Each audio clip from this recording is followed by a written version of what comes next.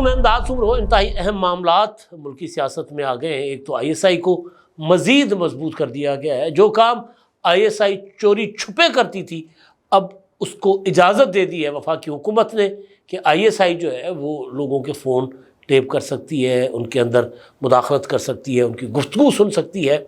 और ये क्यों हुकूमत को फ़ैसला करना पड़ा है और क्यों लगता है लोगों को या हुकूमत के मुखालिफों को या जो आम जो है वो न्यूट्रल लोग जो है, न्यूट्रल जानवर वाले नहीं, दूसरे वाले न्यूट्रल लोग, कि वज़ीर आज़म शहबाज शरीफ साहब ने अपनी गर्दन जो है वो ISI के हवाले कर दी है। एक तो इस मुद्दे पर बात करते हैं और दूसरा एक्सटेंशन की टेंशन, सुन्नी इत्तेहाद काउंसिल का केस, मखसूस नशस्तों वाला, अपीलें जो थी सुप्रीम कोर्ट में, फुल कोर्ट ने अपना तकरीबन 1 दर्जन से ज़ायद समातों के बाद आज फाइनली फ़ैसला कर लिया महफूज, और फ़ैसला कुछ दिनों में सुनाया जाएगा। लेकिन इस फ़ैसले से सुन्नी इत्तेहाद काउंसिल को मखसूस सीटें मिलती हैं तो सूरत हाल कुछ और होगी, नहीं मिलती और हुक्मरान इत्तेहाद के पास ही वो मखसूस नशस्तें रहती हैं तो सूरत हाल कुछ और होगी। फिर एक्सटेंशन की टेंशन वाली जो बात मैं कह रहा हूँ ना, वो फिर शुरू हो जाएगी। और वो किसको एक्सटेंशन देना चाहती है हुकूमत और कौन लेना चाहता है, कौन नहीं लेना चाहता, वो सारी सूरत हाल फिर वाज़ेह हो जाएगी, क्लियर हो जाएगी। तो पहले आगाज़ कर लेते हैं एक तो और मामला फवाद चौधरी साहब का। उनको भी बाहर जाने की इजाज़त मिल गई है और इजाज़त मिली है 2 हफ्तों के लिए, और वो 10 अगस्त के बाद 10 अगस्त से 24 अगस्त तक बाहर जा सकते हैं। इस्लामाबाद हाई कोर्ट ने उनको दे दी है इजाज़त। और फिर इद्दत में निकाह का मामला भी चला आज, उसमें भी एक इल्तवा की दरख्वास्त आई खावर मानिका के वकील की तरफ से, वो भी मुस्तरद हो गई। तो इन मामलात पर अगले किसी व्लॉग में बात कर लेंगे। लेकिन अभी जो 2 बर्निंग इशूज़ जिसको कहें ना, या इस वक्त सबसे ज़्यादा जो डिस्कशन में है चीज़, वो है अपना ये जो ISI को फ़ोन टेप करने की बाज़ाब्ता इजाज़त मिल गई है। अब कहा गया है कि जी उसमें वफाकी हुकूमत ने, वफाकी काबीना ने उसकी मंजूरी दे दी है और उसके लिए ये जो फ़ोन पर गुफ्तगू लोगों की सुनेंगे वो जो है वो 18वें ग्रेड से बड़े अफसर जो हैं वो गुफ्तगू सुन सकते हैं। एक नोटिफिकेशन जो जारी किया गया है वफाकी काबीना की मंजूरी के बाद कि जी कौमी सलामती के मफाद में किसी जुर्म के खदशे के पेश नज़र ISI के जो नामज़द अफसर हैं वो कॉल या मैसेजेस लोगों के वो ट्रेस कर सकेंगे, मुदाखलत कर सकेंगे, फ़ोन रिकॉर्ड कर सकेंगे। काबीना ने इसकी सर्कुलेशन के ज़रिए मंजूरी दी है और ये है 1996 के अपना पाकिस्तान टेली कम्युनिकेशन एक्ट 1996 की सेक्शन 54 के तहत ये इजाज़त दी गई है। और एजेंसी यानी ISI का कोई नामज़द जो होगा अफसर होगा ग्रेड 18 से कम का नहीं होगा, यानी 16वें 17वें ग्रेड का या कम दर्जे का अफसर जो है वो नहीं होगा। और ये कॉल्स जो होंगी वो कौमी सलामती के को मद्देनज़र रख के रिकॉर्ड की जाएगी। तो ये कोई नई चीज़ नहीं है। ISI के पास जो अख्तियार नहीं भी होते ISI इस्तेमाल कर लेती है, कोई ढकी छुपी बात नहीं है। तो ISI तो फ़ोन टेप कर रही थी लोगों के, सबके हो रहे होते हैं, मतलब कोई और दुनिया जहान में हो रहा होता है, सिर्फ पाकिस्तान में नहीं है। लेकिन अब इसको ये जो इस्तेमाल जिस मकसद के लिए इजाज़त मिली है, क्या ये इजाज़त उस मकसद, अपना वो जो काम है उस मकसद तक महदूद रहेगा, यानी सिर्फ ये दहशतगर्दों के ख़िलाफ़ या मुल्क के ख़िलाफ़ साजिश करने वालों, किसी के ऊपर शक है कि ये पाकिस्तान के ख़िलाफ़ साजिश कर रहा है, कौमी सलामती के लिए कोई ख़तरा पैदा कर सकता है ये बंदा, तो उसकी एक्टिविटी पर नज़र रखी जाती है, उसके फ़ोन टेप होते हैं, उसकी बातें सुनी जाती हैं। तो क्या ये वहाँ तक महदूद होगा या फिर हमारा माजी बड़ा इस मामले में ना तल्ख है। मोहतरमा बेनज़ीर भुट्टो शहीद और फ़ारूक लगारी के दरमियान इख्तलाफात पैदा यहीं से हुए थे कि फ़ारूक लगारी के घर की ख़वातीन के फ़ोन टेप होते थे और लगारी साहब को कहा जाता था कि जी ये जो है वो बेनज़ीर भुट्टो वज़ीर आज़म के कहने पर किया। इख्तलाफात यहाँ से शुरू हुए थे। फिर और तरीके, कई तरह के, मतलब फ़ोन भी टेप होते हैं, लोगों की ज़ाती ज़िंदगी की वीडियोज़ भी रिकॉर्ड हो रही होती हैं। मतलब वो जो मरीम नवाज़ साहिबा ने जो जज अरशद मलिक, उनकी जब वो अपना गुफ्तगू एक मंजर आम पर लेकर आई थी तो फिर उन्होंने कहा था कि अरशद मलिक साहब की एक नाजेबा वीडियो मुल्तान में रिकॉर्ड की गई थी और उसकी वजह से उसको ब्लैकमेल किया गया था। ब्लैकमेल करके नवाज शरीफ के खिलाफ फैसला लिया गया। फिर उस वक्त जो FIA में उस मामले की तफ्तीश कर रहा था अफसर, उसने पूरी वीडियो देखी। वो कह रहे वीडियो कोई छोटा क्लिप नहीं है, पूरी की पूरी फिल्म बनी हुई थी। तो हमारे यहाँ ये भी चलता रहा है, मतलब ऐसी ऐसी अब अपना रिकॉर्डिंग्स होती रही हैं। तो अब देखिए इमरान खान साहब के ज़माने में तो हर बंदा कंप्रोमाइज़ होता था, हर बंदे का फ़ोन टेप होता था।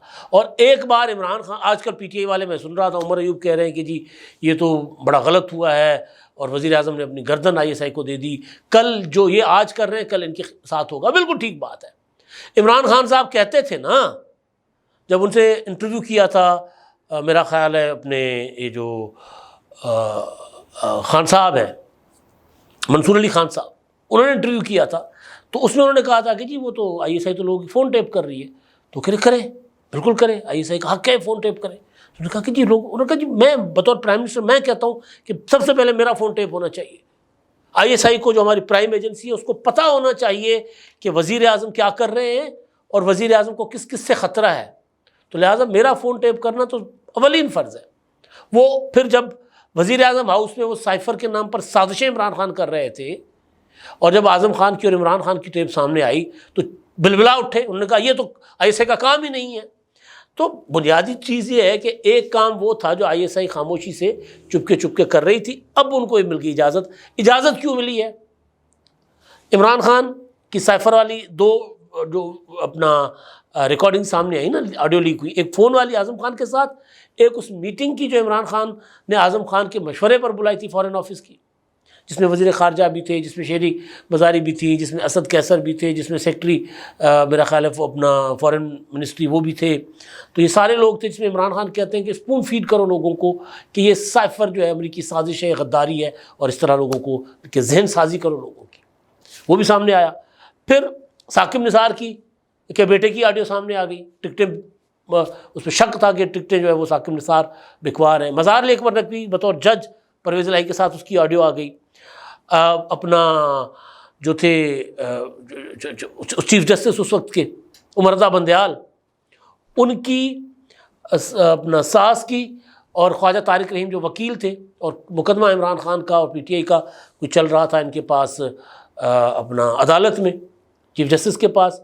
तो उसके ऊपर असरअंदाज होने की वो गुफ्तगू, और फिर जिसमें एंड पे कहते हैं कि राफिया ये कमबख्त मार्शला भी तो नहीं लगाते। पंजाब हुकूमत का कोई मामला था, पंजाब की जो इलेक्शन था अपना वज़ीर आला का, उसका मामला था। अच्छा जी, साकिब निसार के बेटे की अपनी ऑडियो कि जी ये जो दोस्तों ने कह दिया है कि भाई मरीम नवाज़ को भी सज़ा देनी है, आपको याद होगा, वो ऑडियो आ गई थी। फवाद चौधरी की और फैसल चौधरी की ट्रका वाली ऑडियो वो आ गई थी। अच्छा, बुशरा बीबी की अपने बनी गाला के केयर टेकर से गुफ्तगू कि जिसमें वो कहती हैं कि जी तुमने ये जो तहाइफ आते हैं उससे तोशा खाना से उसकी तस्वीरें क्यों बनाई, वो ऑडियो। अच्छा, अपना मलिक रियाज की आसिफ जरदारी साहब के साथ गुफ्तगू तहरीक अदम एतमाद के दौरान कि जी खान साहब मैसेज पर मैसेज किए जा रहे हैं। वो कह रहे हैं कि आसिफ जरदारी साहब को कहें कि मैं उनके साथ बैठने को तैयार हूँ, तहरीक अदम एतमाद वापस लें। तो जरदारी साहब ने कहा था कि बहुत देर हो गई है अब तो। वो कह रहे जी मैसेज कर रहे हैं, तो मैंने सोचा कि मैं आपको बताऊं, मलिक रियाज ने कहा। तो जरदारी साहब ने कहा कि नहीं अब तो बहुत देर हो गई है। फिर मलिक रियाज की उनकी बेटी के साथ गुफ्तगू, जो मलिक रियाज की बेटी मलिक रियाज साहब को कहती हैं कि बुशरा बीबी तो 5 कैरेट से कम का हीरा मान ही नहीं रही। तो वो कह रही है आप हीरा दे दे तो आपके दफ्तरों के ताले खुल जाएंगे। तो रिश्वत का बाजार गर्म हुआ था। तो माजी में भी ये सारा कुछ होता रहा है। मोहतरमा बेनज़ीर भुट्टो शहीद को सज़ा सुनाने वाले जज मलिक कयूम की आज के वज़ीर आज़म और उस वक्त के वज़ीर आला शहबाज शरीफ के साथ गुफ्तगू कि जी बड़े मियाँ साहब कह रहे हैं बहुत ज़्यादा सज़ा दो, बहुत ज़्यादा सज़ा दो। शहबाज शरीफ साहब कह रहे हैं, मलिक साहब कहते हैं जितनी बनेगी उतनी दे दूँगा और बहुत ज़्यादा सज़ा नहीं दे सकता।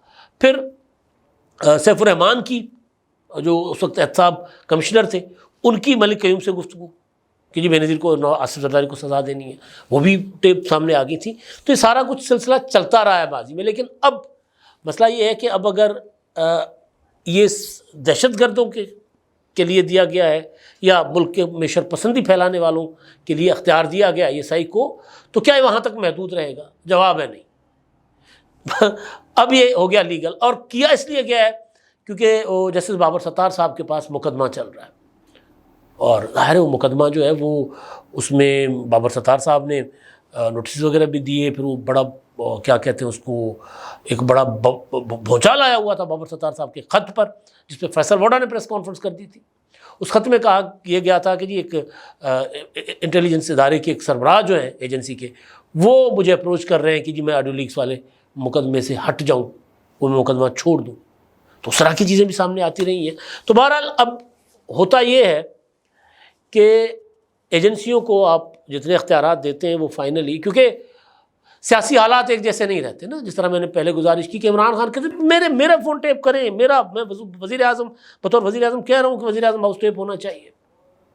मोहतरमा बेनज़ीर भुट्टो शहीद जो है वो उनसे कोई मुलाकात करने जाता था तो वो अपनी टीवी की आवाज़ या रेडियो की आवाज़ ऊँची कर लेती थी, उससे डिस्टॉर्शन आती थी, वो जो रिकॉर्डिंग बगिंग के हालात होते हैं ना, तो वो प्रॉपर रिकॉर्ड नहीं कर सकते थे। या फिर वो कोशिशें करती थी कि वो अपना वज़ीर आज़म हाउस का जो अपना ग्रासी ग्राउंड, वो जो लॉन, उसके अंदर जाकर वो गुफ्तगू करती थी, चहलकदमी करते हुए, विस्पर करते हुए, हल्के फुल्के अंदाज में, ताकि वो, अब तो खैर ऐसे हालात आ गए कि वो पता नहीं इतने सेंसिटिव हैं कि आप कहीं भी बात कर रहे हो तो वो हालात रिकॉर्ड कर लेते हैं, फ़ोन टेप होती है, सारा कुछ हो रहा होता है।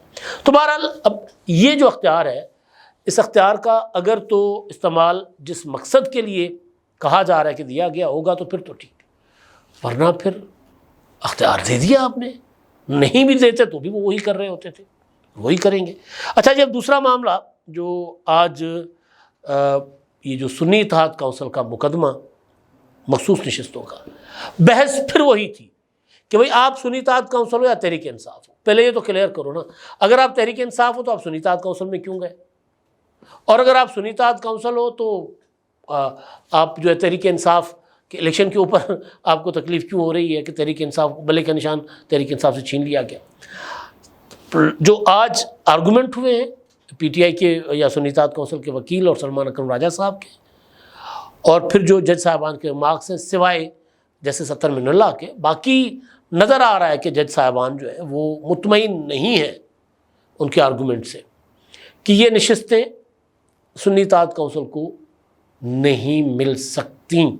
जो आर्गूमेंट था इलेक्शन कमीशन का और दीगर पॉलिटिकल पार्टीज़ का, वो आर्गूमेंट उनका ज़रा ज़्यादा स्ट्रांग था और पीटीआई या सुन्नी इत्तेहाद काउंसिल के वकला का आर्गूमेंट स्ट्रांग नहीं था। लेकिन बहरहाल वो जो जैसे सत्तर मिनल्ला साहब है, वो आज भी वही सवाल कर रहे थे कि जी बुनियादी मामला ये है कि आप सारे आर्गूमेंट तो दे रहे हैं, लेकिन जिन लोगों ने वोट दिया है उनके राइट की आप बात क्यों नहीं कर रहे कि उन्होंने वोट तो पीटीआई को दिया ना, या उन्होंने वोट आज़ाद अरकान जो हैं वो पीटीआई और सुन्नी इत्तेहाद काउंसिल के इत्तेहाद की वजह से उनको वोट दिया, तो फिर उनके वोट के नतीजे में जो लोग मुंतखब होकर आए तो उनकी मखसूस नशिस्तों को डिनाई करने का मतलब है कि आप उन वोटर्स के राइट को डिनाई कर रहे हैं।